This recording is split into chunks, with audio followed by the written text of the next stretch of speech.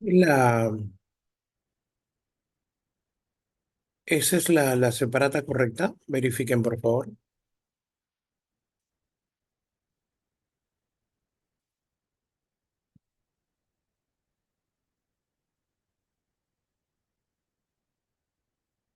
Correcto. Ya, les voy a mandar un material adicional, ¿ya? Mientras vamos desarrollando la pregunta uno. Espérame.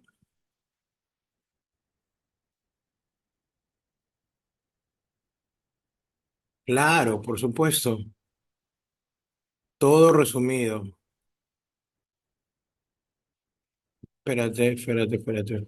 Ah, me lo que. Ya,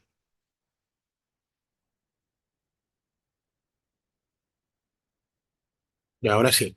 Manden un like ahí mientras voy a sacar mandarles el material, ¿ya?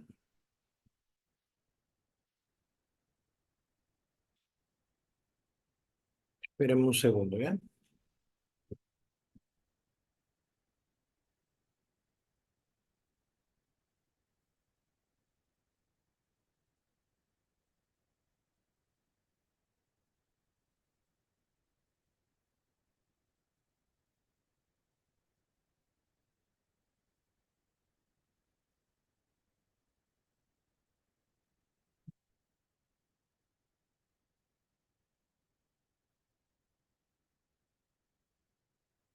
Mm.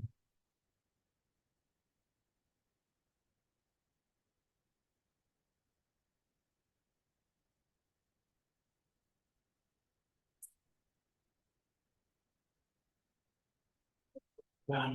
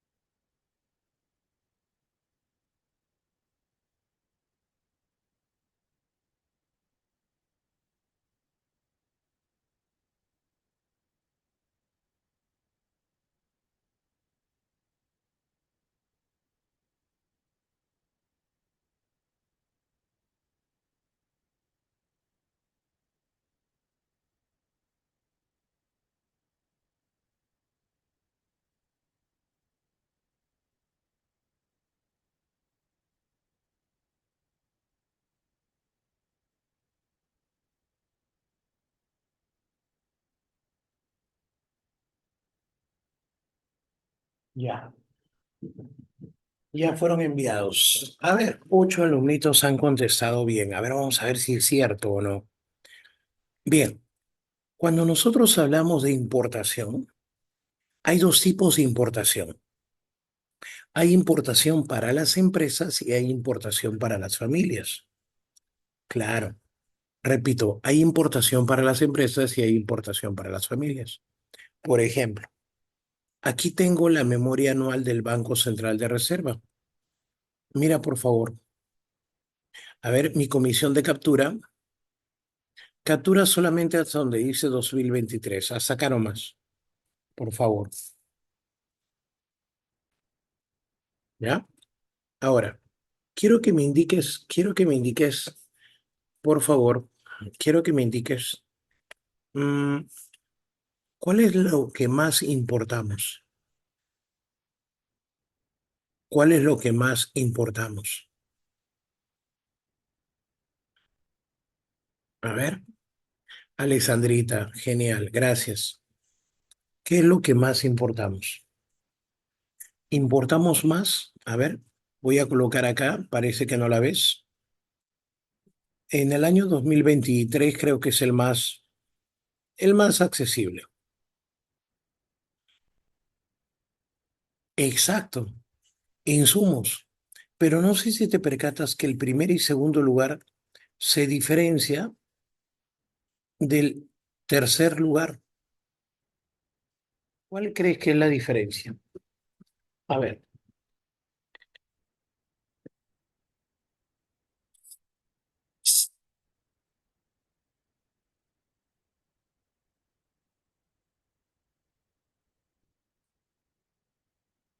¿alguna idea? Nada. Exacto. Que los insumos y los bienes de capital sirven para producir, mientras que, o sea, sirven para actividades productivas, sirven para actividades productivas, mientras que, productivas, mientras que los bienes de consumo solo satisfacen necesidades de las familias, solo satisfacen necesidades de las familias, ¿ok? Solo satisfacen necesidades de las familias. De esa forma. ¿Estamos? Bien, bien. Entonces, sabiendo eso, pregunta chicos, ¿qué es lo que más importamos? ¿Insumos para actividades productivas o importamos bienes de consumo? Claro, excelente. Bien, entonces te voy a mandar esa foto, esa foto, para que no, uy, uy, no, no, está marca. Captura, captura, no, espérate, vamos a ver otra vez. Tengo que agarrar con los años, porque si no agarro con los años, ¿de qué te sirve? Y ahora sí. Bien, no te olvides, es lo que más componemos. Entonces, cierro por acá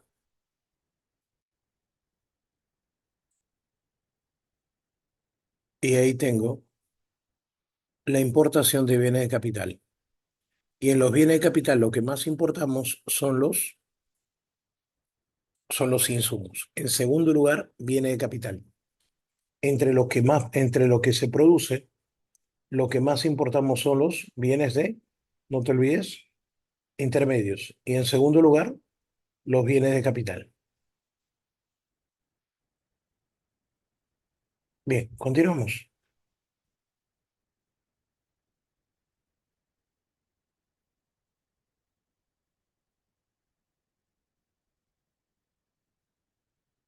Bien, vamos a la pregunta 2. La pregunta 2 yo la voy a hacer. La pregunta 2 me indica sobre los términos de intercambio. ¿Qué representan los términos de intercambio?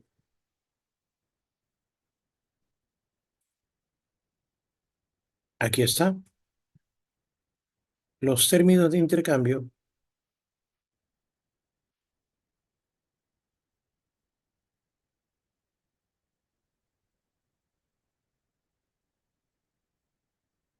aquí están. Son qué tanto puede comprar? Por favor, captura. ¿Qué tanto puedo yo eh, importar con mis exportaciones? ¿Qué tanto puedo importar con mis exportaciones? A eso se refiere. ¿Y cuál sería, a ver, ayúdame, cuál crees tú que sería la relación o de qué forma podríamos obtener los términos de intercambio? Gracias, Alexandrita. Bien, sería así, una formulita. Los términos de intercambio serán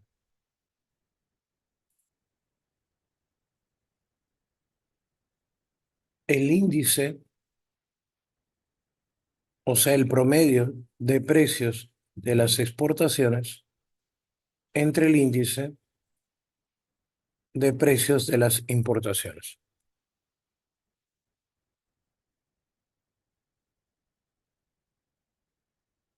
¿Ok? Exacto. Yo sí, vuelvo a mencionar, será eh,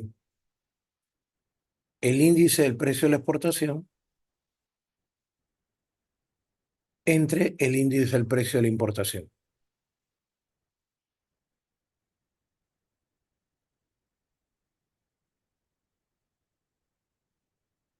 Listo. Entonces la clave sería, copien por favor, copien esa partecita de esta formulita.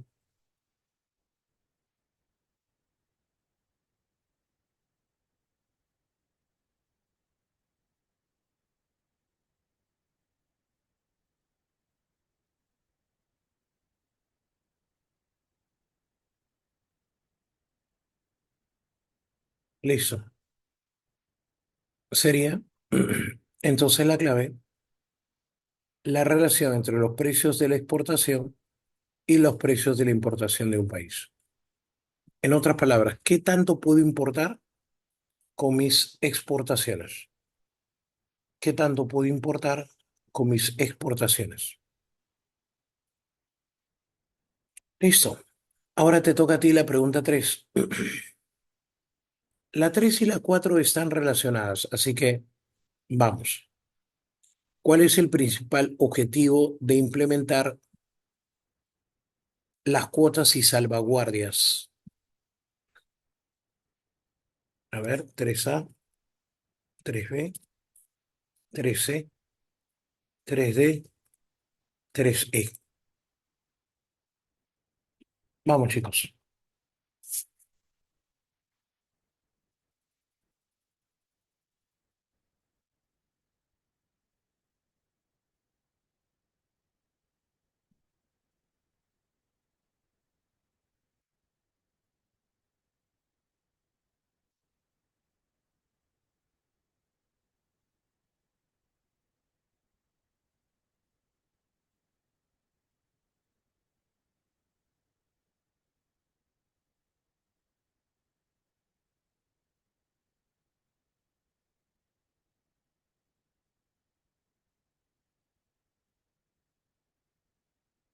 No, Yarit, esos no son aranceles, son pararanceles, o sea, impedimentos a la importación.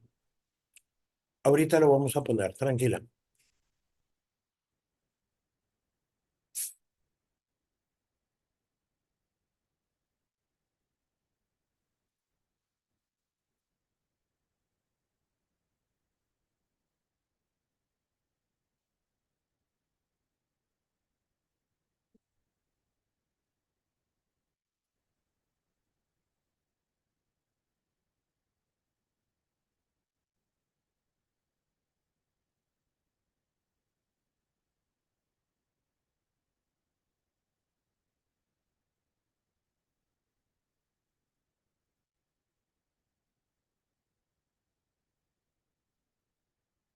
¿Listo?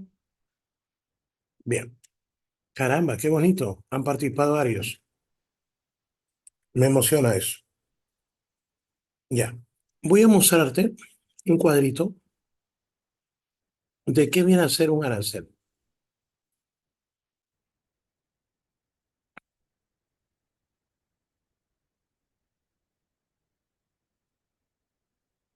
Ahí está. Cuando tú eres una economía proteccionista, repito, cuando tú eres una economía proteccionista, eres una economía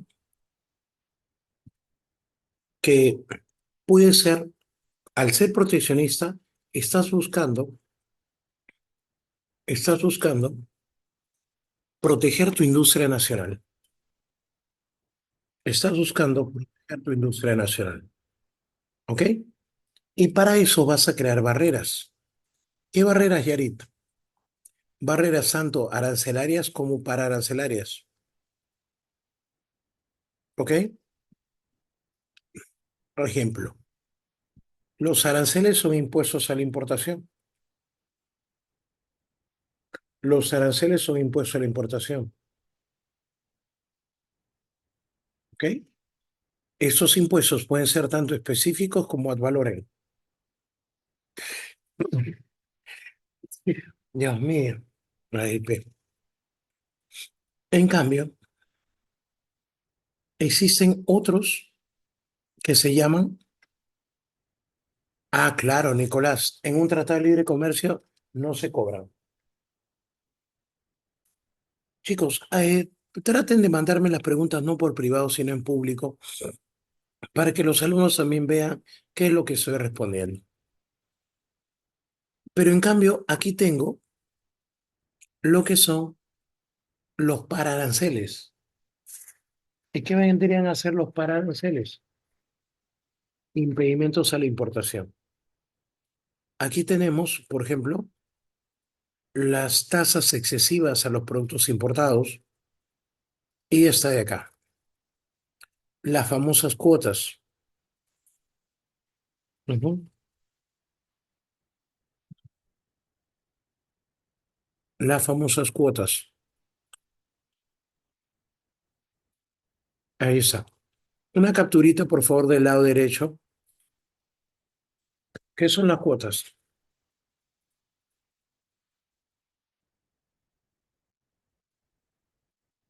Viene a ser la cantidad límite de importación.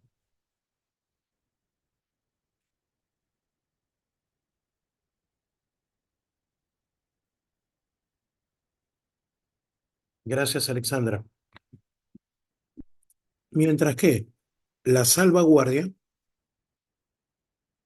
es el impedimento durante un tiempo, o sea, esto es temporal, del ingreso de un producto.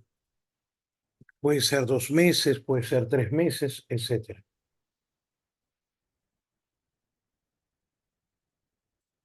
¿Ok? Bien. Y a eso se refiere la pregunta. Entonces, al aplicar cuotas y salvaguardias, ¿estás o no estás impidiendo la importación? Entonces, lo que estás haciendo es resguardando la industria nacional de importaciones desleales.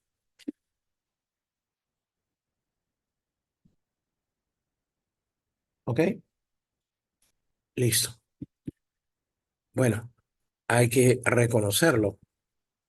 A Nicolás, Yarit, Diego, Jennifer, Alexandra, Jovel, Samin, Marcia, Justin y Jason. Felicitaciones. La 4 la hago contigo. Entonces, ¿cuál sería una política proteccionista? Ya que ya sabemos que proteccionismo. Claro, imposición de cuotas, es decir, límites a la importación. Imposición de cuotas, es decir, límites a la importación.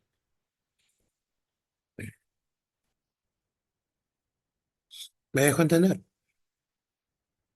Bien, vamos a la que sigue. 5.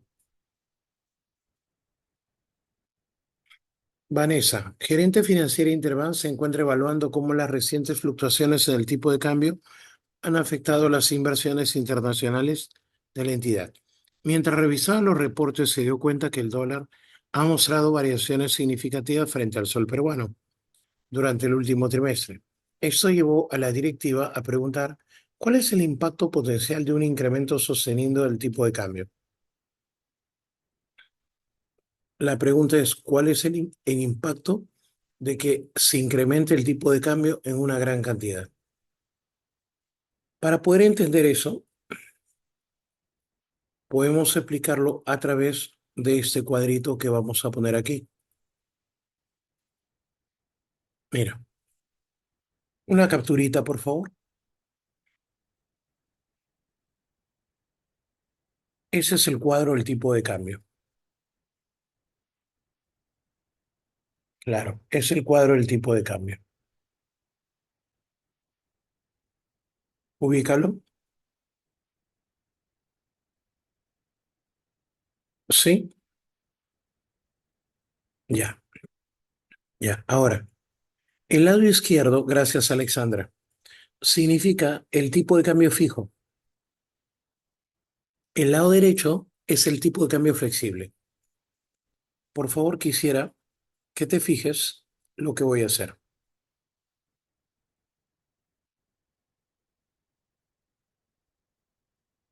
Cuando el tipo de cambio sube,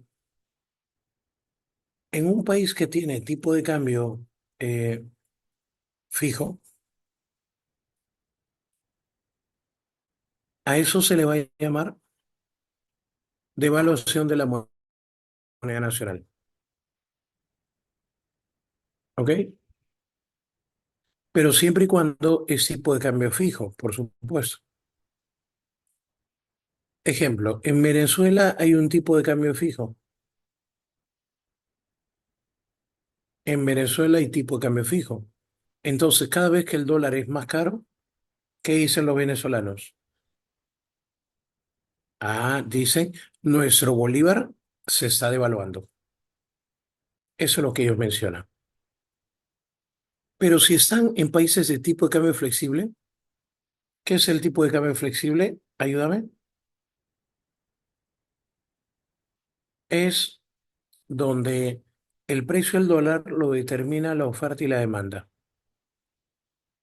El precio del dólar lo determina la oferta y la demanda. Y cuando el dólar es más caro,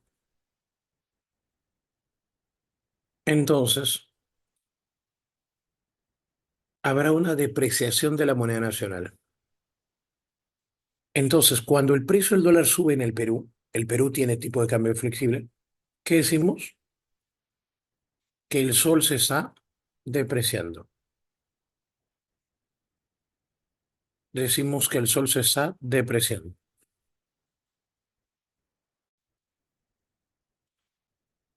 ¿Esa?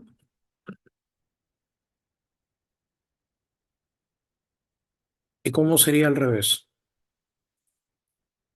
Cuando el tipo de cambio baja en un tipo de cambio fijo, se dice que se está revaluando la moneda nacional.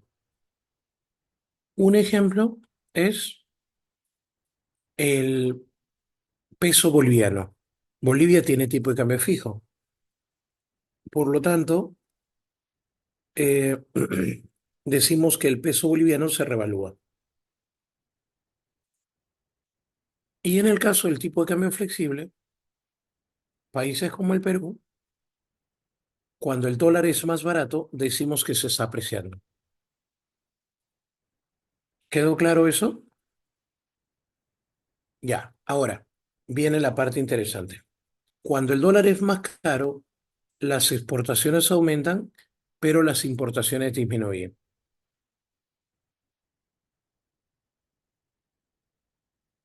Sí. Y en ese caso, al aumentar las exportaciones, estas se van a abaratar. Y al disminuir las importaciones, estas se van a encarecer. Claro, porque tienen que recuperar, los importadores están perdiendo, entonces recuperan haciéndolo más caro. Los exportadores están ganando, entonces se vuelven más competitivos haciéndolo más barato.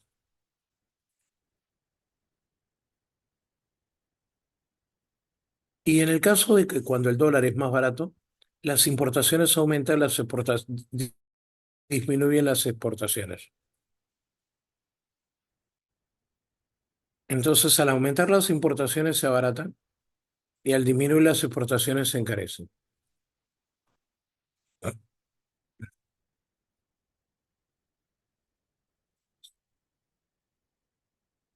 ¿Ok? Listo. A eso se refiere. ¿Ya? No sé si quedó claro qué ocurre cuando el tipo de cambio sube, qué ocurre cuando el tipo de cambio baja. Ahora, vamos a suponer que en el examen te olvidaste todo. Sí, te dio amnesia en el examen. ¿Y qué significa que te da amnesia? Que te va a pasar esto, mira.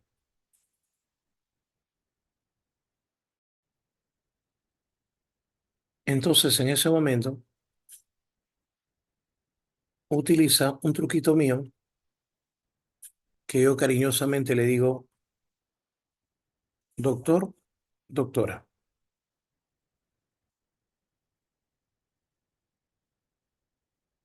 ¿Cómo es eso, profe? Ahí va, 3, 2, 1. Cuando el tipo de cambio aumenta o el tipo de cambio disminuye, utilizo los términos doctor, doctora, X-Men. Y con eso ya te acabas de crear el cuadro mismo que acaba de mandar Alexandra. ¿Por qué? Porque dices, la izquierda es tipo de cambio fijo, siempre. Tu izquierda es el fijo. Entonces, cuando el dólar sube, se devalúa la moneda nacional. Cuando el dólar baja, se revalúa la moneda nacional. Y en el otro caso, el tipo de cambio flexible, cuando el dólar sube, se deprecia la moneda nacional. Cuando el dólar baja, se aprecia la moneda nacional. Y cada vez que el tipo de cambio se eleva, aumenta las exportaciones. Cuando baja, aumentan las importaciones. Pero no te olvides que ocurre el caso contrario. Disminuyen las importaciones, disminuyen las exportaciones. ¿Qué tal? ¿Te sirvió?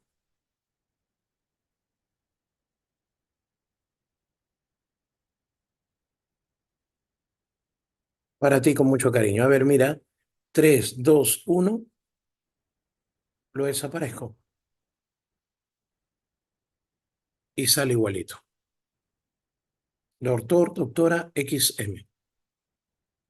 Bien, entonces si hay un incremento sostenido del tipo de cambio, los, eh, las exportaciones aumentan y las importaciones se reducen. ¿Quién es más caro? ¿Quién se vuelve más caro? Las importaciones, porque los costos de las importaciones al elevarse son mayores.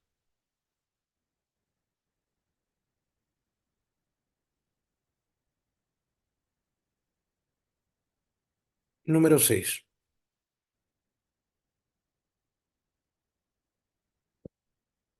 De acuerdo con la teoría de las ventajas comparativas, ¿cuál sería la mejor explicación del patrón de comercio internacional considerado como costos relativos?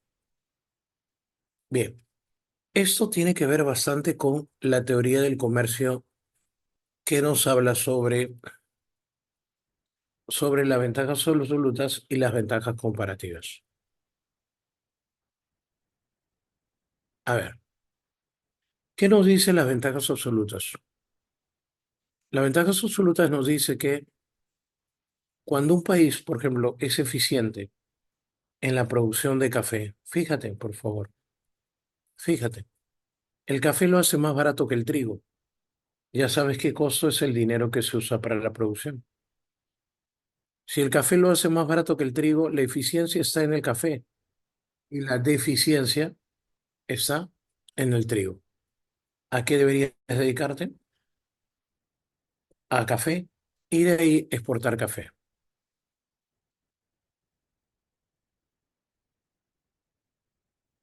En el caso del país 2, ¿en dónde está la ventaja absoluta? Busca el producto de menor costo. Ah, en trigo. Y el producto más caro sería el café. Correcto. Entonces, ¿qué estás observando?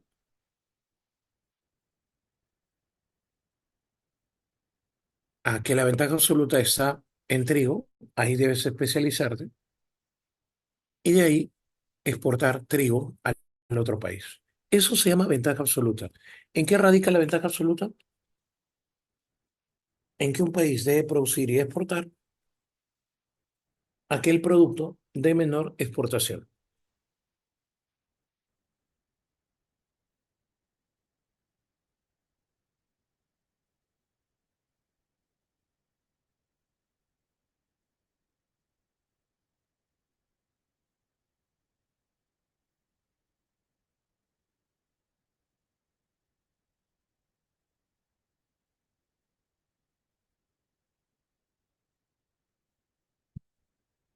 ¿Ok? Ya, ahora, en el caso de las ventajas comparativas es diferente, porque te estás dando cuenta que acá existen dos tipos, el país A y el país B. Ahora, el país A y el país B. Y aquí tengo algunas características especiales. Yo tengo que comparar cada uno de los costos. ¿Y cómo se compara cada uno de los costos? A través de una división. Claro, divido 7 entre 14, me da un medio, 0,5. Divido 2 entre 36, me da un tercio, 0,33. Entonces, ¿cuál es mayor? ¿El 0,5 o el 0,33? El menor, perdón. El 0,33. Por lo tanto, mi especialización tiene que ser en café. Profe, más lento. Ya. Lo que tengo que hacer es dividir, dividir, porque eso se llama costo relativo, una división. El costo del trigo para lo que es B entre el costo del trigo para lo que es A. $7 entre $14, 0,5. El otro, café, $12 entre $36, 0,33. Es menor 0,33, entonces dedícate a hacer café. Y en el caso del otro país, que es la desventaja comparativa, lo que vas a hacer aquí es que el costo del café, ahora, mira, vas a hacer la división, pero empezando de A a B. 14 entre 7, 2. 36 entre 12, 3. ¿Cuál de los dos es menor? ¿3 o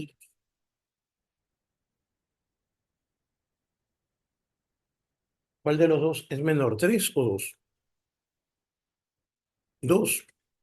Entonces, a pesar de que los dos eras malo, en trigo eres menos malo.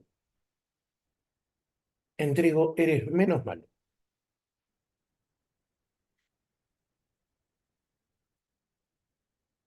¿Ok?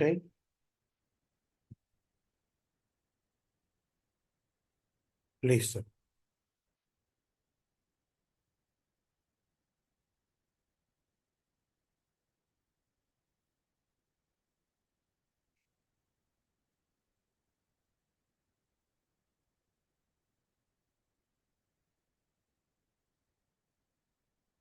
Ya. Entonces, ¿cuál sería la clave? El costo objetivo de producir paltas en Perú es menor en términos de recursos sacrificados.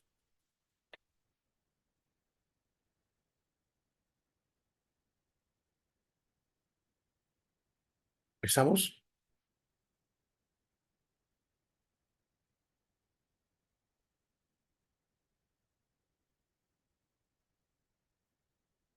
Listo. Ahora me toca las 7. ¿Qué son los 5 terms? Los 5 terms vienen a ser términos comerciales internacionales y te dicen, ¿cuál es la diferencia entre el FOB y el CIF? Bueno, ahí vas a decir, esos términos comerciales internacionales, ubícalo por favor. A ver, ¿quién me ayuda con una capturita? Pero todavía no, todavía no, todavía no. Ahora sí, voy a poner acá. ¿Cuál será la diferencia entre el FOB y el CIF? Que en el FOB has dejado la mercadería a bordo del marque, pero ¿en dónde estás? Estás en el puerto de salida y ahí te tuvo que dar el dinero. En cambio, si lo llevas cruzando el océano al puerto de llegada,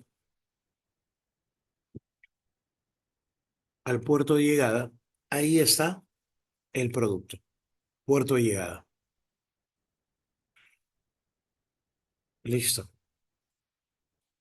Ok. Entonces, mis estimados alumnos, mis estimados alumnos, el Incoterm FOB en castellano significa libre bordo, Y encontrar SIF significa lo llevé hasta el otro país, lo dejé en el puerto, incluyendo el costo, el seguro y el flete. Captura, por favor. Por si acaso son abreviaturas en inglés. Son abreviaturas en inglés.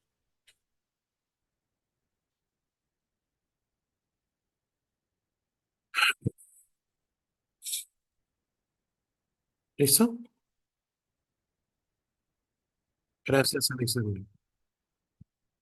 Ahora, aquí la tienes más completa. Mira, ¿ves? Ahí está más completa.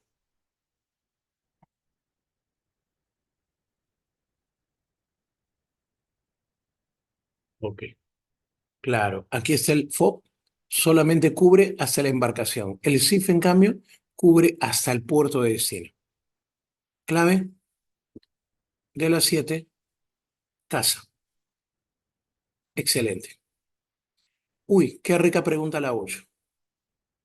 La 8 hay que restar. Repito, la 8 hay que restar. ¿Y cómo hacemos?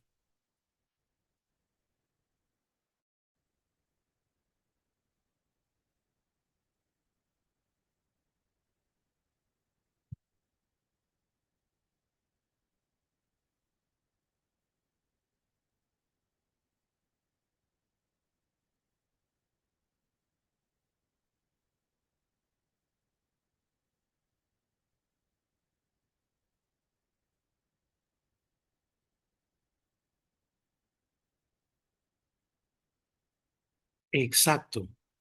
Tenemos que restar esta cantidad. Entonces, 1 y 2 son verdaderas. Correcto. Vamos a la pregunta 9. En la 9 hablan de la balanza de pagos. ¿Y qué crees? Nicolás me lo ha pedido. Todos los jovencitos que me dicen, profesor, quiero un resumen suyo, profe. Tranquilo, ya lo tienes. Se llama mi esquema completo de balance de pagos. Aquí está. Eso sí, tienes que memorizarlo, ¿ya? Tienes que memorizarlo,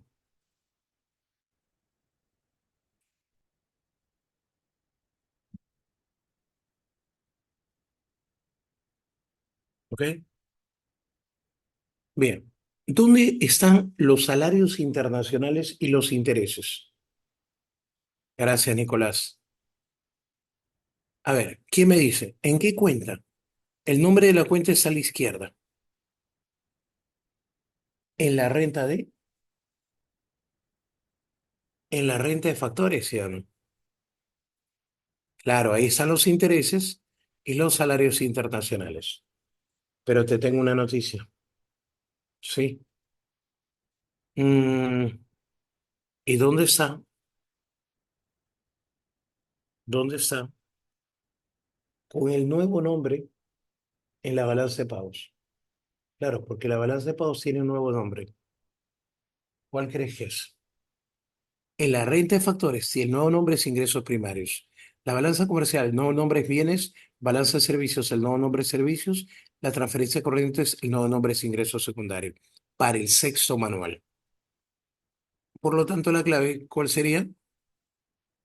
Ingresos primarios.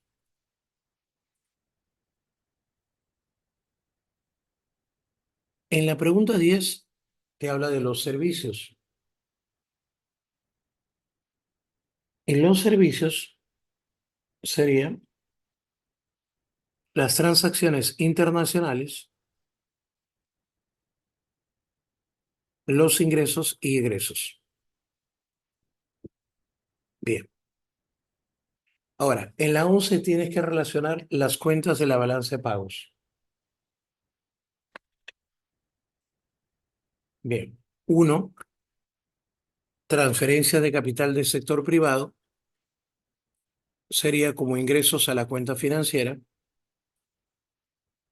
emisión de bonos al sector público, incremento de pasivos. Por si acaso, pasivos significa deudas por pagar. errores y omisiones, en el cuadro vas a encontrar que es registro de flujos ilícitos. Y ya salió. CABD, clave, avión.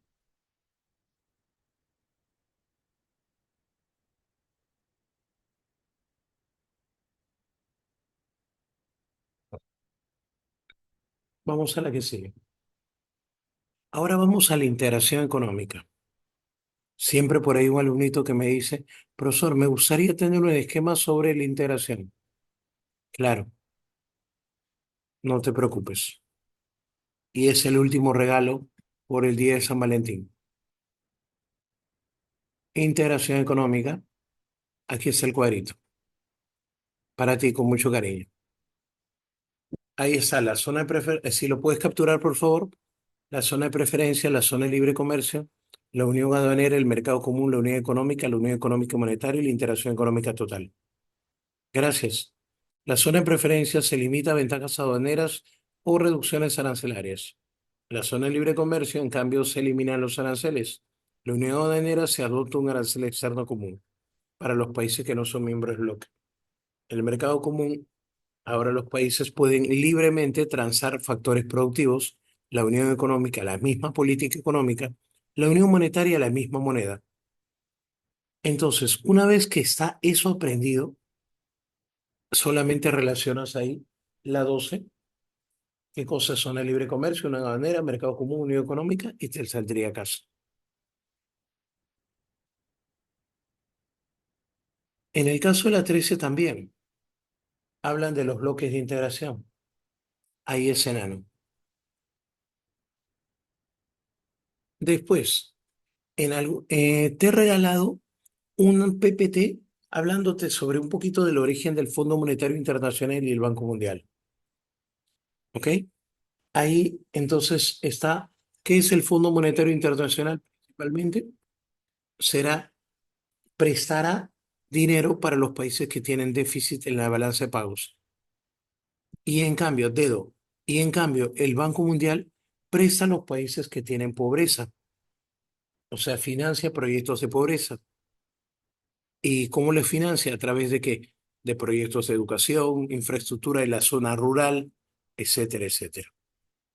Entonces, 15 sería beso. ¡Wow! Lo máximo, chicos. Muchísimas gracias a todos ustedes y como siempre, por haber participado constantemente. A Nicolás, Yari, Diego, Jennifer, Alexandra, Jovel, Samín, Marcia, Josin y Jason. Sin ustedes, esa clase no podría hacerse. Muchísimas gracias y pasen un bonito día de la amistad y un bonito día de los buenos sentimientos. Cuídense bastante. Buenas noches.